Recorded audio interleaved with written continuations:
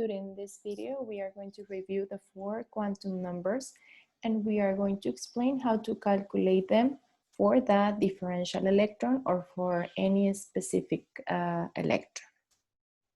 First of all, we have to remember some of the basic concepts in the quantum numbers. There are 4 quantum numbers. The first one is called or is notated with the letter N, and it's called principal. This is the one that measures the distance from the nucleus. Then we have the quantum number L, which is known as angular, and it's the one that defines the shape of the orbital. Then we have the quantum number M, which is notated as magnetic, and is the one that defines the orientation in space. And finally, we have the quantum number S, which is notated as a spin and is the one that defines the electron spin. Now, it's very important that we define the possible values that each one of these quantum numbers can take in order that we can define for a specific electron which are going to be the possible, the values of the quantum numbers that we can have. Principal number N can take values that will go from 1 up to the highest energy level. So it can take values of 1, 2, 3, etc. Okay? The angular quantum number L is going to be taking values that will go from 0 up to n minus 1. Okay, so if we have that n is 1, it's going to be only 0 because it's going to take the values from 0 up to 0. If we have, for example, that n is 2, is going to be taking the values of 0 and 1.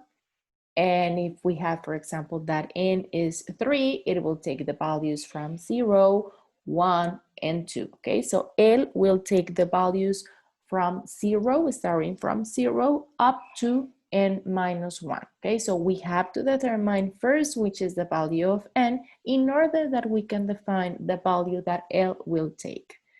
Then we have the magnetic quantum number. This one will take the values that will go from negative L up to positive L passing through 0, okay? So depending on which are the numbers that we have in L will be the values that M will take, okay? So if we have that L is 1, it will be M, the values that ML will take will be from -1 up to +1, okay? And finally, the S, it can take 2 values, positive 1/2 and or negative 1/2. Okay, this will depend on the direction of the arrow or the spin of the arrow. Okay, in order to determine the quantum numbers, we have to make the orbital diagram. Okay, because if we do not make the orbital diagram, there's no way that we can define which is going to be the spin.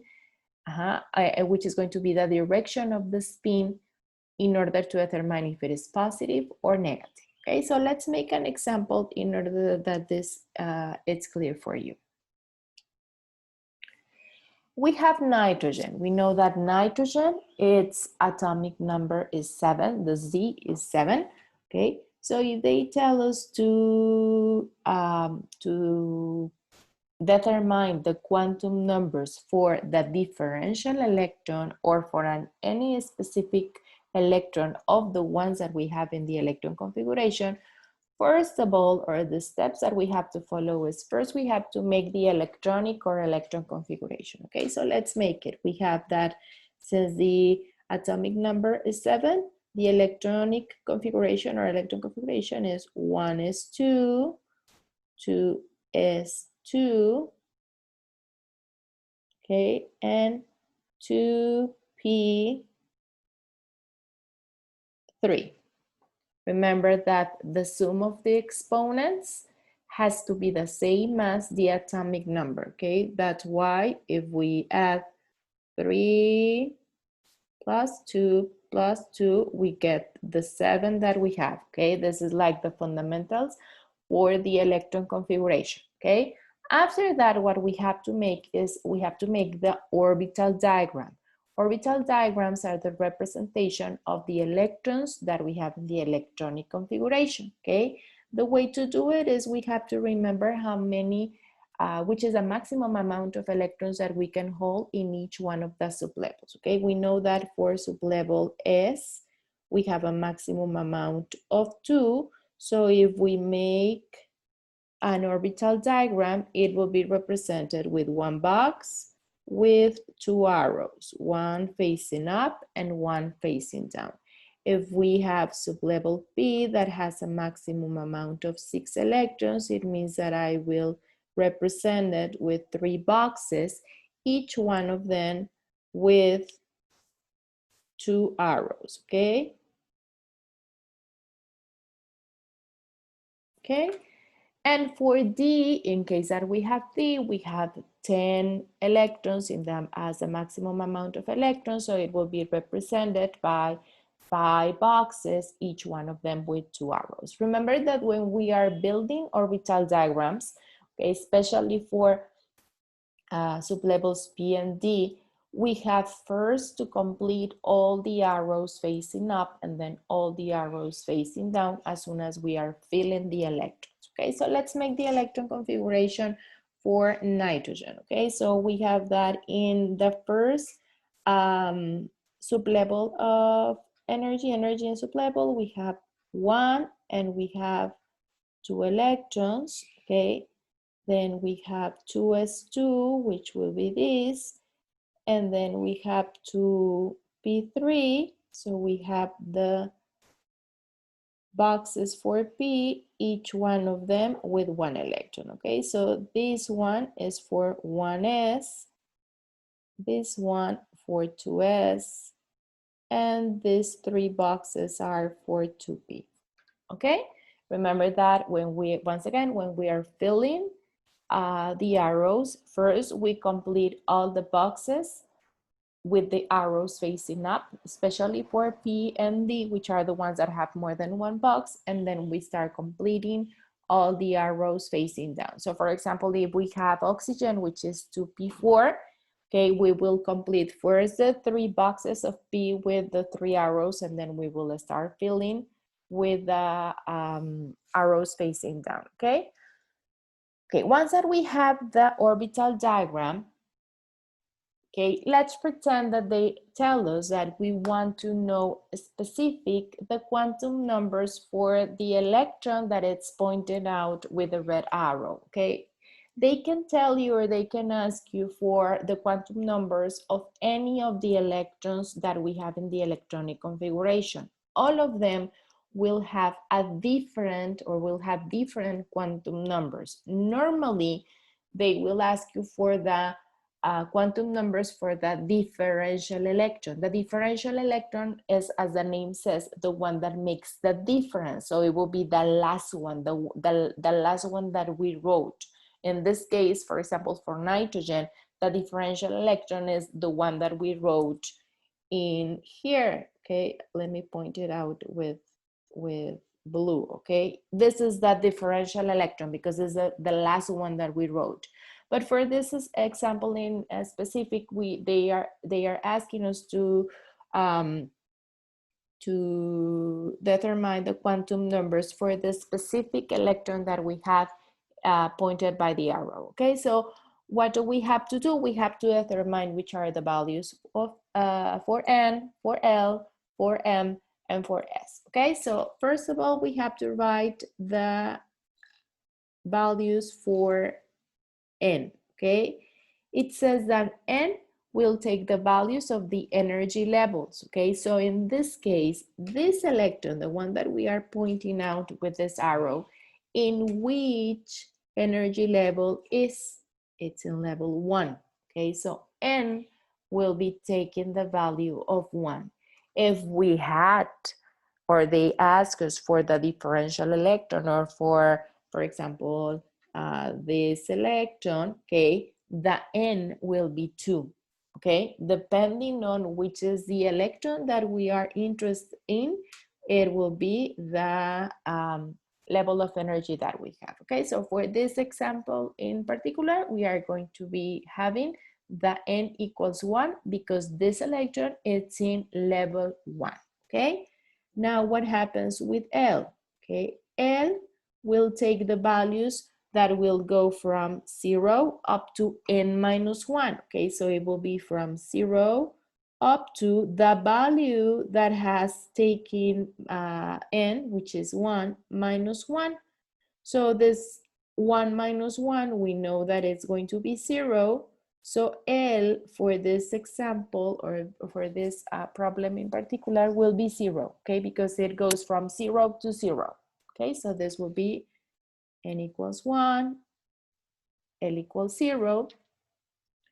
M says that it will take the values from negative L up to positive L. So in this case, since we have that L is 0, this will be 0 up to positive 0. So M will be 0. Okay, this is like the simplest scenario, or the simplest example in which L and M is going to be 0. We're going to make another example in the next slide in which we will have something more different. Okay, and finally the S. The S defines, it's going to be defined by the spin, the direction of the arrow. If the arrow is facing up, okay, it's going to be positive 1/2, okay? If the arrow is facing down, it's going to be negative 1/2. That's why I told you that it's very important that we take care by the time that we are filling the orbital diagrams, because if we fill them incorrectly, it will be everything wrong, okay? So if the arrows are facing up, it's going to be positive 1/2. So in this example is positive 1/2, okay? So the values that we are being asked is the value for n, which is 1, for L, which is 0, for M, which is 0, and for S, which is 1/2. Okay? Let's make another example. Okay, as we said, we have to make, in this case, they are asking us for oxygen, and they are asking us in particular for this arrow that we have pointed out by the red arrow, okay? So first of all, we have to make the electron configuration. Here we already have the orbital diagram, but let's make the electron configuration so we can understand better what we are talking about, okay? So it's atomic number 8, so it will be 1s2, 2s2, 2p4, okay? So this represents the 1s in the orbital diagram, this is the 2s, and this is the 2p, okay? Remember, I told you previously, when we are filling the arrows for the sublevel P, first we complete all the arrows facing up, and then we start filling the arrows facing down. What I'm trying to tell you is that if we have the 3 boxes of P, and I have 4 electrons to place, it is not correct that I do this, okay? First, this is wrong. First, we have to fill all the boxes with the arrows facing up, and then all the boxes with the arrows facing down. I cannot leave incomplete boxes, okay, before completing the previous one, okay? So once that we have the orbital diagram, and once that I have the electronic configuration, and now that I have the arrow that I have to, from which I have to select or find out the quantum numbers, okay, I will proceed to do this, okay? So we have the n, and it's equal to the level of energy in which we have the electron in which we are interested, okay? So in this case, this electron in which level of energy is, it's 2, okay? Then we have the L. L will go from 0 up to n minus 1. So this will be from 0 to 1. Okay, so L will take the values of 0 and 1. Okay? ML will take the values that will go from negative L, in this case will be from negative 1 up to positive 1 passing through 0. So the values that ML will take will be -1, 0, and +1, okay? At this moment, we haven't defined which is going to be. It has to be only one value, okay? If we look to the orbital diagram, okay, we have 3 boxes, okay? Each one of these 3 boxes represents one of the ML values that we have. So this one will be -1. I'm gonna point it out with green, okay? So this is -1, this is the 0, and this is the 1, okay? So our electron, in which box it's located? In the box of the -1, okay?